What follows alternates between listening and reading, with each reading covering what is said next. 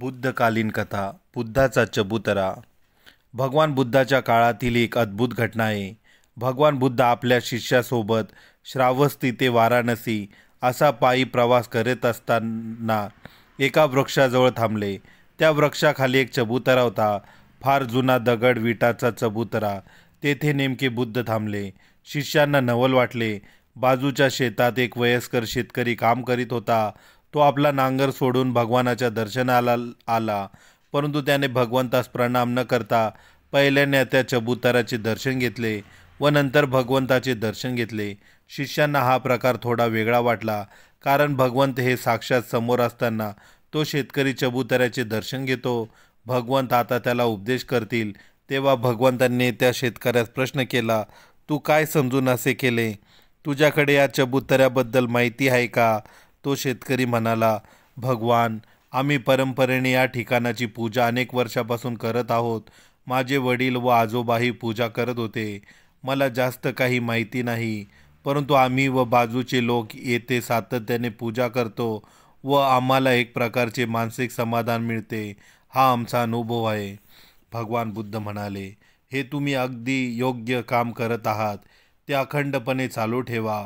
तेव्हा भगवान बुद्धाचे शिष्य दुविधेमध्ये पडले, कारण भगवान बुद्ध कधीच पूजा मानत नाहीत. ते कोणत्या मंदिरात जाण्यास सांगत नाहीत. शास्त्रपूजा शस्त्रपूजा त्यांना आवडत नाही. मग आज या शेतकऱ्याला पूजा करत राहा असे का सांगत आहे? तसेच त्या शेतकऱ्याने अगोदर त्या चबुतऱ्याला नमस्कार व नंतर बुद्धाला नमस्कार केला, तरी बुद्ध म्हणतात त्यांनी योग्य केले असे कसे? त्यांना बुद्धाच्या बोलण्यात वागण्यात विरोधाभास दिसला. असे बरेच वेळा होते, कारण अज्ञानी माणसाची दृष्टी कमी पडते. त्यांना पुढील गोष्टी तात्पुरत्या स्वरूपात दिसतात. त्यांनी भगवंताला याबाबत विचारले. त्यावेळी भगवंत म्हणाले, मी येथे थांबलोच यासाठी की तुम्हाला या जागेची चबुतऱ्याची माहिती व्हावी. त्यामध्ये या शेतकऱ्याने येऊन अगदी अर्धी बाजू समजावून दिली. त्याने अगोदर चबुतऱ्याला नमस्कार केला व नंतर मला नमस्कार केला. हे त्याने परंपरेनुसार केले. त्यालाही माहीत नाही की त्याने असे का करावे, परंतु अज्ञानात का होईना ते योग्य काम केले. भगवान बुद्धाने त्या चबुतऱ्याबाबत माहिती सांगायला सुरुवात केली. सर्व भिक्षू ध्यानपूर्वक ऐकत होते. बुद्ध म्हणाले, हा चबुतरा साधासुद्धा नाही, तर येथे पूर्वीचे बुद्ध काश्यप बुद्धाची समाधीची जागा आहे. म्हणून पूजनीयाची पूजा करणे ही बाब योग्य आहे. हा चबुतरा तुम्हाला मोडका तोडका दिसत असला तरी आत विराट अशी ज्योती आहे. एक प्रकारचे दिव्य प्रकाश आहे. तेव्हा त्यांनी सर्व भिक्षूंना ध्यान करण्यास सांगितले व आपली ध्यानाची सर्व ऊर्जा चबुतऱ्याकडे लावण्यास सांगितली. तेव्हा सर्व भिक्षू चबुतऱ्यावर समवेत ध्यान मग्न झाले व आपली जीवन ऊर्जा चबुतऱ्यामधील प्रकाशाकडे लावली. तेव्हा त्यांना दिसले की चबुतऱ्यामध्ये एक मोठा प्रकाश झोत आहे व तो प्रकाश शैलोमेल पसरलेला आहे. त्यांना असे दिसले. तेव्हा त्यांनी भगवंतास विचारले, हे काय दिव्य भव्य आहे? तेव्हा भगवंत म्हणाले, माझ्या पूर्वी जे बुद्ध आहेत कश्यप, मी त्यांच्या नंतरचा आहे. त्यांच्याही पहिले बुद्ध झाले व पुढेही होतील. त्या अज्ञानी शेतकऱ्यास माहीत नाही, परंतु तो परंपरेने झुकतो आहे, परंतु योग्य ठिकाणी झुकतो आहे. झुकण्याचा अर्थ म्हणजे अहंकार विलीन करणे होय. बुद्धांनी हे सांगितले की येथे झुकण्याचे एवढे पुण्य आहे, ते मोजल्या जाऊ शकत नाही. बुद्ध साहित्यात एक घटना आहे काश्यप बुद्धाबाबत.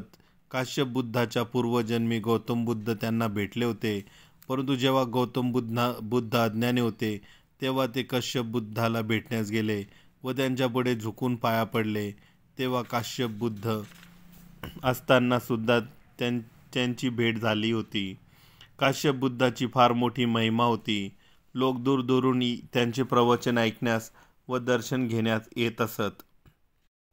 अशाच एका वेळी गौतम बुद्ध त्यांच्याकडे गेले होते व दर्शन घेतल्याबरोबर काश्यप बुद्धाने पुन्हा या साधारण माणसाचे गौतम बुद्धाचे त्यावेळी दर्शन घेतले. तेव्हा लोकांना व गौतम बुद्धाला ही बार फार अद्भुत वाटली व त्यांनी काश्यप बुद्धांना विचारले. तेव्हा ते म्हणाले, तुला माहीत नाही, परंतु तू भावी बुद्ध आहेस. ज्यावेळी तू बुद्ध होशील तेव्हा मी नसेन, म्हणून आताच दर्शन घेत आहे. त्या भावी बुद्धापुढे मी झुकत आहे असे ते म्हणाले होते. कदाचित भगवान बुद्धाला तो प्रसंग आठवला असेल व म्हणून ते आज काश्यप बुद्धाच्या चबुतऱ्याजवळ थांबले असावेत. हे एवढे मोठे नम्रतेचे वागणे आहे. ते बुद्ध या बुद्धापुढे वागतात. बुद्ध हयात नसताना बुद्धत्व प्राप्त झालेले सुद्धा त्यांच्या चबुतराजवळ झुकतात. ही मानवतेला लाभलेली एक महान नम्रता आहे. साधू साधू साधू.